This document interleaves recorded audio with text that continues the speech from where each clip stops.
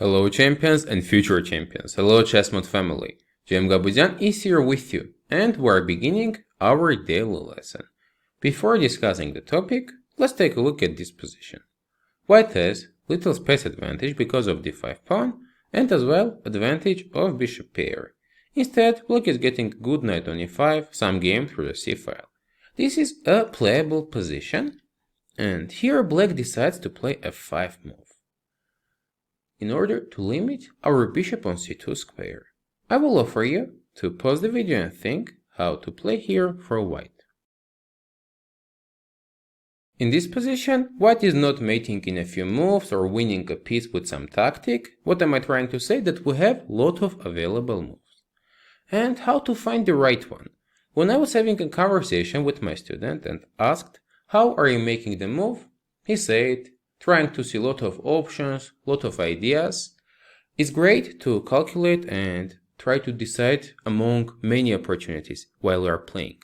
But always I recommend you to have a very nice technique in your mind. Downsides of opponent's move. In this position, when I put it f5 move on the board and asked him, what's wrong with this move? What is the downside of this? He instantly figured out the e6 square is being weakened. And the conclusion is, we are going to transfer our knight to the square and black will be in a huge trouble. We can do this through e2 square, but why not to go from b5 and at the same time attack pawn on a7? This can be winning us a tempo. Black plays a6 and now knight d4. On the next move, white is putting knight on e6, which is a great outpost nearer to opponent's king. It will be limiting black's heavy pieces a lot. With this maneuver, white is using biggest downside of f5 move, weakness of e6 square. In chess, all the time, after each move, position is being little changed. And it's a very good technique trying to figure out what's going wrong after next move of opponents. If everything is still great, this means your opponent is playing a good move. And if sometimes you are finding some big downsides, that most probably means opponent is making a mistake and we can use it. Let's go ahead and see different example in this topic. In this game, we're again having bishop pair advantage, but we have isolated pawn on d6, white has very nice pieces, some pressure to the center and space advantage. I would say white is slightly better, and it's not that bad because we have this bishop which can be activated in future. At this moment, white is deciding to use the space and instantly pushes f4, trying to play f5, bother our bishop, and overall start attack on the king side. Now let's understand what's the downside of this move and what we are going to play. Let's pause the video and make our decision. Downside of f4 is weakening this long diagonal, and we're instantly using this. Black now plays d5 move. First of all, we're breaking opponent's pawn chain, and our threat is bishop c5. White cannot ignore this. Now, if white takes, we're playing this move and queen is hanging.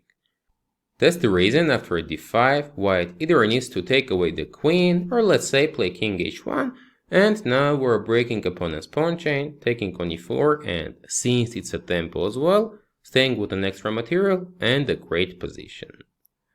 This time, with the f4 move, white is weakening the diagonal. Previously, white was weakening the square on e6. And these kind of examples can be unlimited, because each time, each mistake in chess is having a reason. Weakening something, giving away some good attacking options, making your king naked, leaving your king alone, and many more. In order to understand how to use opponent's move downside, we need to take care of the changes. When played plays here f4, diagonal is being weakened. Each time we are looking for the motive, and if there is something going wrong, means opponent is making a mistake. Next step is figuring out why is it a mistake and how we can be using this. After that, we are punishing opponent for the wrong decision. Now, let's go ahead and you will get your homework example. In this position, white is pawn down, but having some activity, knight on h5 nearer to opponent's king, strong bishop on e4. Black here decided to play knight a5.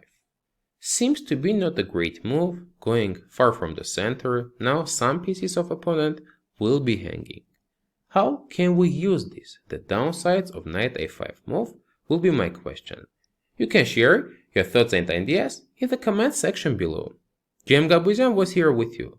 Thank you for your subscriptions, likes, and sharing this video with your friends. We appreciate it a lot.